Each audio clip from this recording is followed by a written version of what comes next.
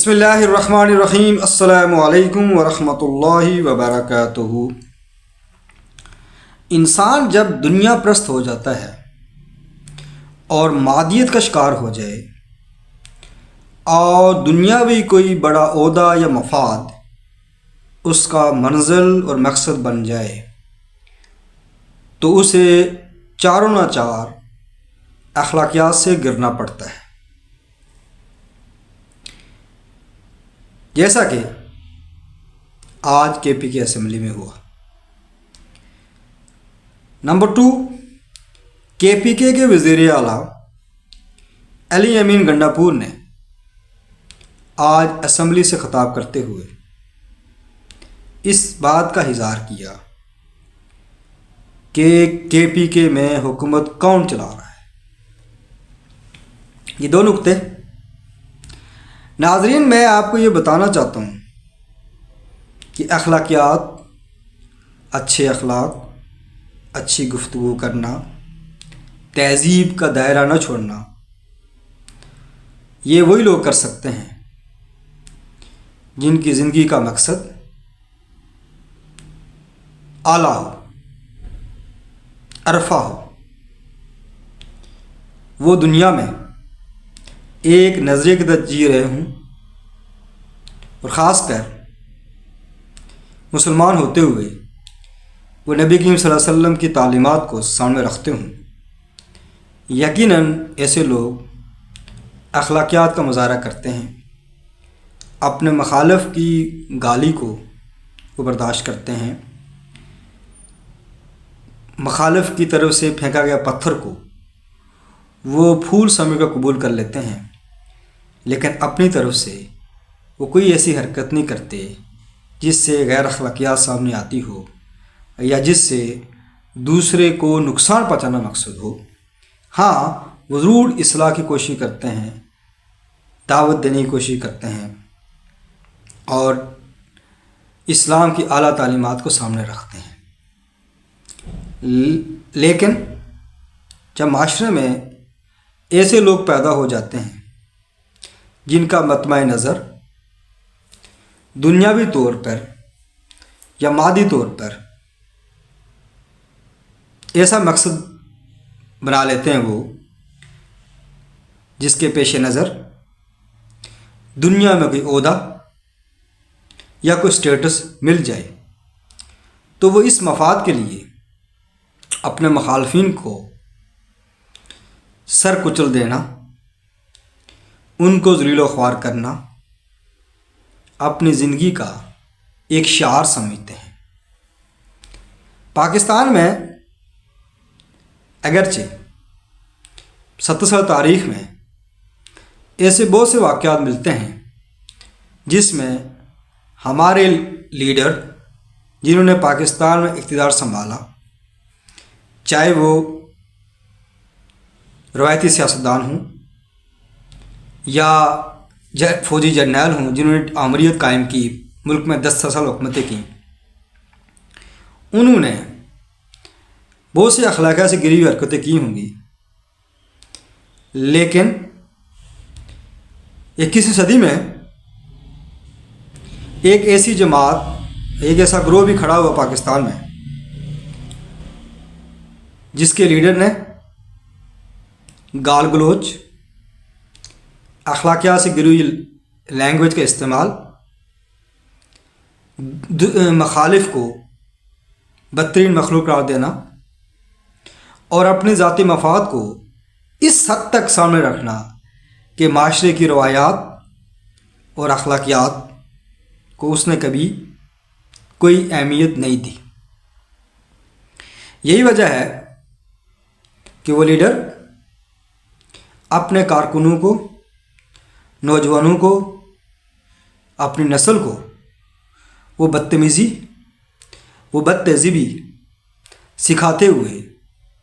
پاکستان کے عوام نے اور دنیا نے میڈیا کے ذریعے دیکھا، اور بدقسمتی یہ ہے کہ جو پرسنالٹی کلٹ ہوتا ہے، شخصی پرستی کا یہ المیہ ہے کہ نوجوان اور لوگ اس کے فین ہونے کی وجہ سے ان کو کچھ نظر نہیں آتا کہ اخلاقیات کیا ہوتی ہے،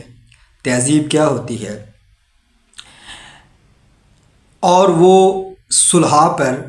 اہل علم پر، حق پرست لوگوں پر ایسے حملہ آور ہوتے ہیں جیسے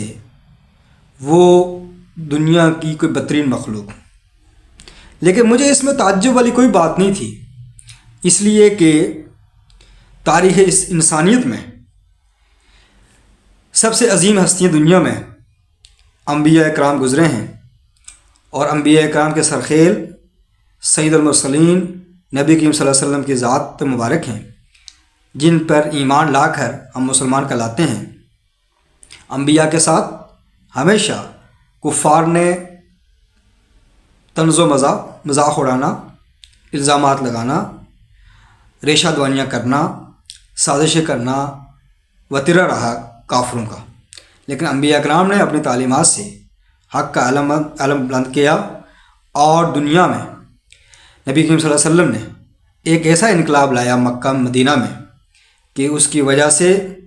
آج دنیا میں امت مسلمہ ایک بہت بڑی امت ہے.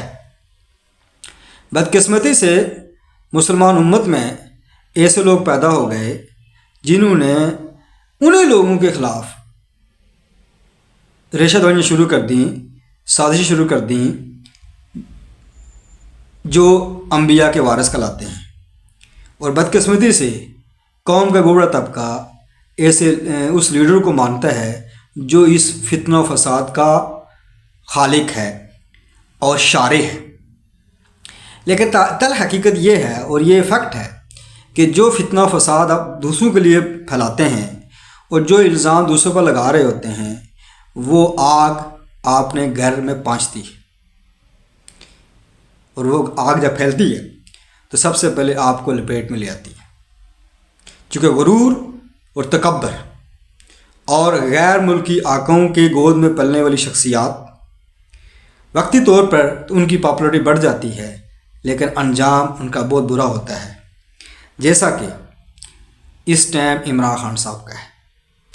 اور اب آپ دیکھیں کہ وہ جو بد تہذیبی، گال گلوچ وغیرہ اخلاقی حرکات کا آغاز عمران خان صاحب نے کیا ہے، آج ان کی جماعت خود ان برائیوں کا سامنا کر رہی ہے. ظاہر ایک عام کارکنوں کو اگر آپ نے گال گلوچ سکھایا ہو تو جو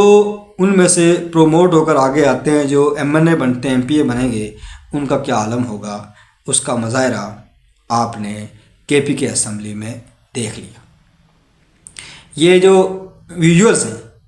یہ اس بات کی گواہی دے رہے ہیں کہ تحریک انصاف ایک جماعت نہیں ہے، بلکہ بد تہذیبی، بد اخلاقی کرنے والوں گروہوں کا ایک مجموعہ ہے. یہ تو ہونا ہی تھا، اس لیے کہ تحریک انصاف جماعت نہیں ہے، ایک ہجوم ہے جس کا کوئی فلسفہ نہیں ہے، صرف پرسنالٹی کلٹ کی وجہ سے جذبات میں لوگوں کو لا کر، اور یہ حالت بنی کہ آج KP کے اسمبلی میں، ایوان میں، جہاں پر جو لوگ بیٹھتے ہیں تہذیب کا دامن ہاتھ سے نہیں چھوڑتے اور ایسی گفتگو کرتے ہیں جو سننے والی ہوتی ہے، لیکن آج ایسا حال ہوا. وہ ویڈیو آپ اس چینل پر دیکھ سکیں گے.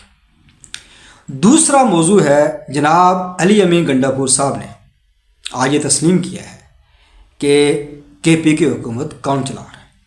انہوں نے کہا کہ میں یہ کہنا چاہتا ہوں کہ حکومت کون چلا رہا ہے، یعنی تسلیم کر لیا کہ KPK میں حکومت ان کی نہیں ہے، بلکہ ان قوتوں کی حکومت ہے جنہوں نے پاکستان میں ہر 10 سال کے بعد تجربے کے نام پر، تبدیلی کے نام پر، کرپشن کے خاتمے کے نام پر لیڈر پیدا کیے، لیڈر بنائے اپنی نرسریوں میں. لہٰذا لیاقت علی خان سے لے کر عمران خان اور شہباز شریف تک جو بھی لوگ اقتدار میں آئے ہیں ان کی نرسریوں میں تربیت پا کر ہی آئے ہیں. آج علی امین گنڈاپور صاحب نے تسلیم کیا کہ میری حکومت نہیں ہے. اس سے یہ بات تسلیم ہو جاتی ہے کہ پاکستان میں 8 فروری کو جو الیکشن ہوئے ہیں KPK میں اور پورے پاکستان میں، جو پارٹیاں بھی جیتی ہیں وہ کیسے جیتی ہیں، اور KPK میں جو 2 اکثریت تحریک انصاف کو دی گئی ہے، اس سے واضح پیغام مل جاتا ہے کہ کون سی قوتیں ہیں جنہوں نے دھاندلی کر کے پی کے میں تحریک انصاف کو مسلط کیا۔ میں یہ نہیں کہہ رہا کہ ان کو سیٹیں نہیں ملنی تھی، لیکن میں وہ اصولی موقف لے رہا ہوں کہ یہ سلیکشن، ماحول بنانا، جمعیت علماء اسلام کو الیکشن کمپین نہ کرنے دینا، دھماکے کروانا، یہ کس لیے کیا گیا تھا؟ تاکہ تحریک انصاف کے راستے میں کوئی رکاوٹ نہ رہے، اور پھر اس کے مطابق میڈیا کے لیے یہ پھیلایا جانا کہ تحریک انصاف کے پی کے میں سویپ کر گئی ہے۔ ظاہر سویپ تو کرنا ہی تھا، اور جب نظام کے علم بردار یہ چاہتے ہوں تو میڈیا نے وہی بیان کرنا ہے جو نظام چاہتا ہے۔ تو ایک تو اس حقیقت تسلیم کر لیا، اور یہ بات واضح ہو گئی کہ مولانا فضل الرحمان صاحب نے جو کہا کہ پورے ملک میں دھاندلی ہوئی ہے، آج ایک بات تسلیم کر لی ہے علی امین گنڈا پور صاحب نے۔ اور دوسری بات یہ ہے کہ جو اسلام آباد سے وہ غائب رہے 28 گھنٹے، اور اس سے پہلے بھی غائب ہوتے رہے اسلام آباد جلسے کے بعد 12 گھنٹے، تو اس سے بھی تاثر مل جاتا ہے کہ علی امین گنڈا پور صاحب کو کس نے وزیر اعلیٰ نامزد کیا، لگایا۔ اور اس سے یہ بھی بات ثابت ہو جاتی ہے کہ عمران خان صاحب کتنے اینٹی اسٹیبلشمنٹ ہیں یا مقتدرہ مخالف ہیں۔ یہ سب ڈیل کا چکر ہے، مفادات کی جنگ ہے، اخلاقیات کا جنازہ نکالنا ہو، اخلاقیات سے گری ہوئی حرکتیں کرنا ہوں، چوری ڈاکو بننا ہو، معاشرے میں بے روی پھیلانا ہو، ہر برائی کو پھیلانا ہو، تو اگر آپ تحقیق کریں گے تو جو عناصر ان برائیوں میں ملوث ہوتے ہیں ان کا تعلق کسی نہ کسی شکل میں انہی جماعتوں، خاص کر تحریک انصاف، پیپلز پارٹی اور نون لیگ سے آپ کو ملے گا۔ اخلاقیات کا جنازہ نکلتے آپ نے دیکھ لیا۔ تحریک علی امین گنڈا پور جو عمران خان کا نمائندہ ہے، اس نے بات تسلیم کر لیا کہ میری حکومت نہیں ہے، تو پھر الیکشن کیسے صحیح ہوئے؟ لیکن یہ قوم ان لیڈروں کے پیچھے بھاگتی رہے گی، کیونکہ جب قوم میں شعور نہیں ہوتا تو اس کو کسی طرح موڑا جائے گا تو ہوا کا رخ مڑنے کے ساتھ ساتھ وہ کوئی ڈگڈگی بجائے گا، اس کے پیچھے چلنا شروع ہو جائیں گے۔ اور یہ ایک مختصر نقطہ ہے، اگر آپ تاریخ پر جائزہ لیں تو پاکستان میں کوئی لیڈر بنا نہیں ہے، لیڈر بنائے گئے، اور جو لیڈر ہیں، جو نظریاتی لیڈر ہیں، وہ اپنی مذاق کی طرف بنے ہیں، لیکن وہ حق کا علم ہے، اور حق والے ہمیشہ کم ہوتے ہیں چونکہ وہ کسی کے سہارے پر نہیں چلتے، اور اکثریت ہمیشہ ناحق کے ساتھ ہوتی ہے۔ مولانا ابوالکلام آزاد نے ایک بار عرض کیا تھا، حق حق ہے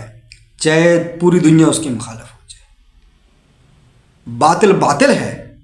چاہے پوری دنیا اس کی حمایتی ہو جائے۔ لہٰذا ناظرین، اسی الفاظ کے ساتھ کہ جو کوئی کے پی کے اسمبلی میں ہوا، ان اخلاقیات کا جنازہ اور علی امین گنڈا پور کا